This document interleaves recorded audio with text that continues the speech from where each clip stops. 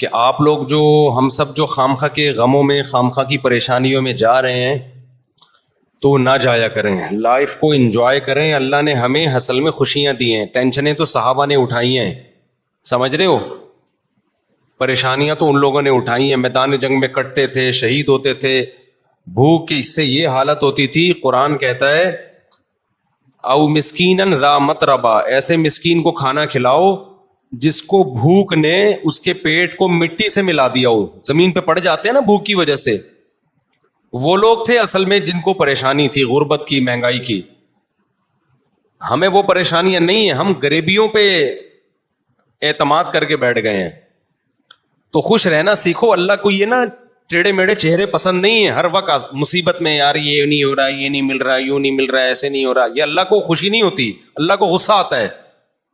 دیکھو ایک باپ اپنے بیٹے کو کھلاتا ہے, پلاتا ہے, اس کو مختلف چیزیں دے رہا ہے, بلکہ باپ سے زیادہ شوہر کی مثال زیادہ اچھی طرح سمجھ میں آئے گی.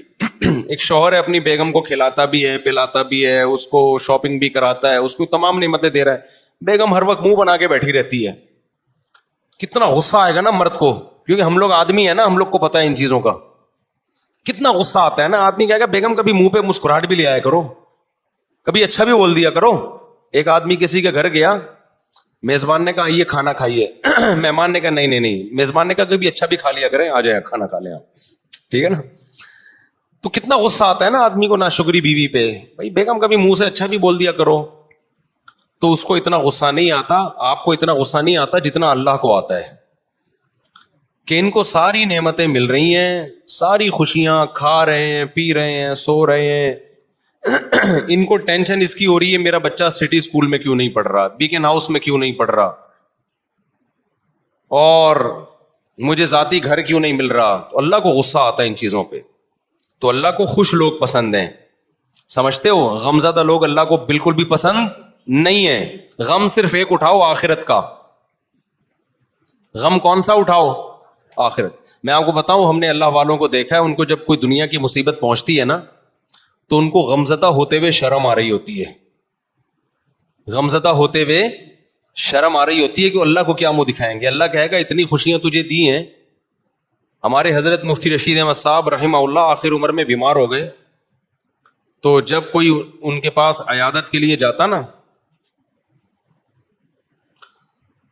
تو ایک عالم آئے ان کی خدمت میں, عیادت کے لیے گئے اور کہنے لگے آپ کو دیکھ کے بڑی ٹینشن ہو رہی ہے. تو حضرت نے فرمایا کہ مجھے تو ہو نہیں رہی, آپ کو پتہ نہیں کیوں ہو رہی ہے. انہوں نے فرمایا کہ میری عمر 70 سال سے زیادہ ہو گئی ہے, اب بھی بیمار نہیں ہوں گا تو کب ہوں گا بیمار بھائی. اب تو اس عمر میں تو زیادہ تر لوگ مر چکے ہوتے ہیں, ہم زندہ ہیں اس پہ غنیمت ہے بھائی. تو ٹینشن نہیں لے رہے تھے. وہ کہہ رہے اب بھی نہیں بیمار ہوں گے تو کب ہوں گے بھائی, اب تو بیماری کی عمر ہے بھائی, اب تو جو ہے غریبی چل رہا ہے. پھر بھی مانتے نہیں تھے کہ میں بیمار ہوں. ٹھیک ہے نا, ان کو کہ مجھے شرم آتی ہے اپنے آپ کو بیمار کہتے ہوئے. بلکہ حضرت تو یہاں تک فرمایا کرتے تھے اگر بیمار ہو نا دوائیں چھپ کے کھایا کرو, دنیا کو نہ بتایا کرو میں بیمار ہوں, میں یہ ٹیبلٹ. آج کل دوائیں کھانا فیشن بن گیا ہے. جتنا بڑا آدمی ہوگا نا شوگر کی گولیاں کھا رہا ہوگا وہ. یہ ایک فیشن ہے کہ سر جو ہے صبح یہ ٹیبلٹ لیتے ہیں, شام کو یہ ٹیبلٹ کھاتے ہیں. غریب آدمی ٹیبلٹ ویبلٹ بیچارہ وہ پاپے چائے میں ڈبو ڈبو کے کھا رہا ہوتا ہے.